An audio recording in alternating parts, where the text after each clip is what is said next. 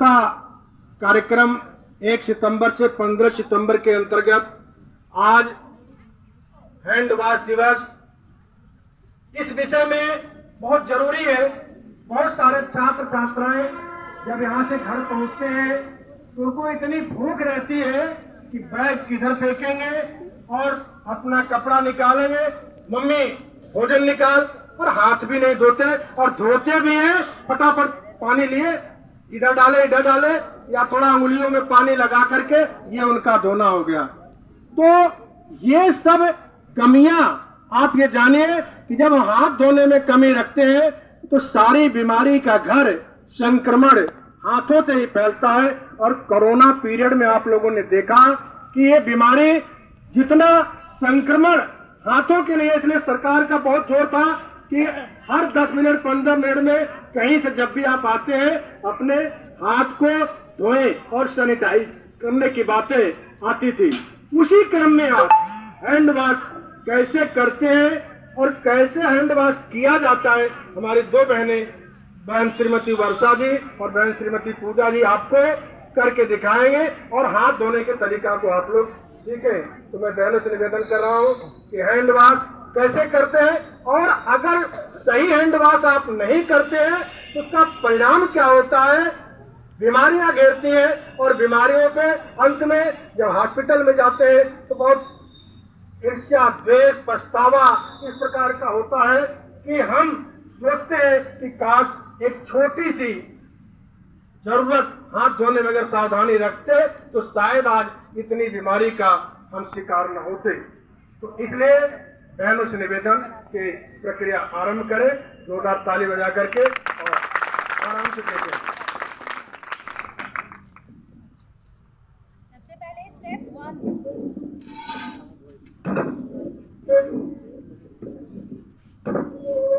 धन्यवाद भाई साहब। हाथ धोने की जो WHO की तरफ से और जितने भी हमारे मेडिकल डिपार्टमेंट हैं उनकी तरफ से जो स्टेप्स हैं वो 7 स्टेप्स हैं। हाथ धोना आपके लिए बहुत कैजुअल हो सकता है, लेकिन अगर हम उसको सही प्रोसेस से करेंगे तो वो ज़्यादा हेल्दी रहेगा, हाइजेनिक रहेगा। ठीक है, तो सबसे पहली स्टेप को बहुत ध्यान से देखेंगे और ध्यान देंगे कि आप कौन सी स्टेप मिस कर रहे हैं। ठीक है,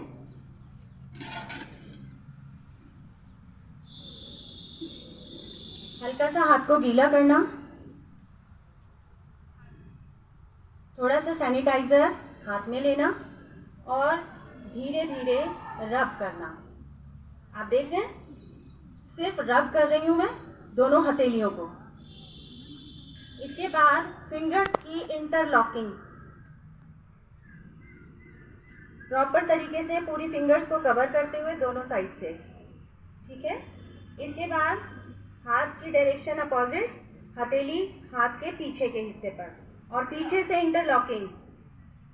इसी तरह से दूसरे हाथ की उंगलियों की पीछे से इंटरलॉकिंग और क्लीनिंग। इसके बाद हमारे जो नेल्स हैं इनको ऐसे, ठीक है, क्योंकि पूरे हाथ का सबसे कॉम्प्लिकेटेड जो हिस्सा है वो हमारे नेल्स हैं। नेल्स के साइड्स में बैक्टीरिया बहुत आराम से विश्राम करते रहते हैं और इंतज़ार करते हैं कि कब उन्हें अच्छा सा खाना मिले और वो एक्टिव होकर आपके पेट में जाकर आपको बीमार करें। दोनों तरफ, दोनों उंगलियों के, दोनों हाथों की फिंगर्स की बैक साइड अच्छे से रगड़ते हुए अब इनको हथेली पे गोल गोल घुमाना। समझ में आ रहा है? ऐसे घुमाना। अब आते हैं हमारे थंब।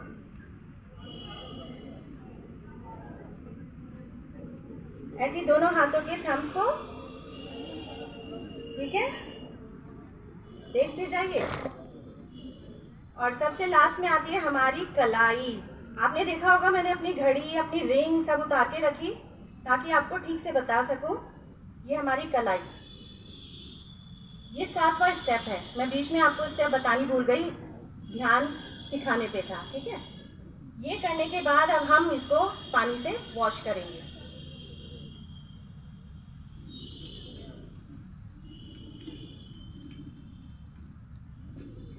ये हैंड वॉश की इतनी प्रक्रिया होती है, इतनी प्रक्रिया करने के पश्चात आप अपने हाथ को शुद्ध माने। नहीं तो होता क्या है, जैसा मैंने पहले बताया, अभी पहुंचो घर छुट्टी 1 बजे के बाद, बैग इधर, कपड़े उधर और पानी, ला मम्मी जल्दी खाना निकाल, शुरू कर दिया आपने खाना।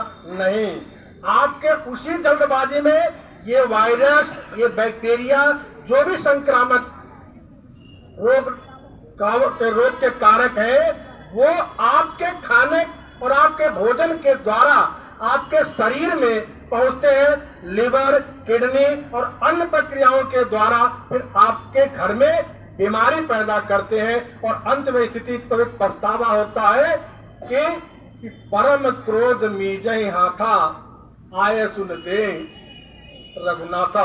तब प्रस्ताव होता है कि भगवान काश हम अच्छे से हाथ धो लेते और इन बीमारियों से बच जाते। यही आज हैंड वॉश दिवस के उपलक्ष्य में आप सबको जानकारी दी गई। धन्यवाद। जय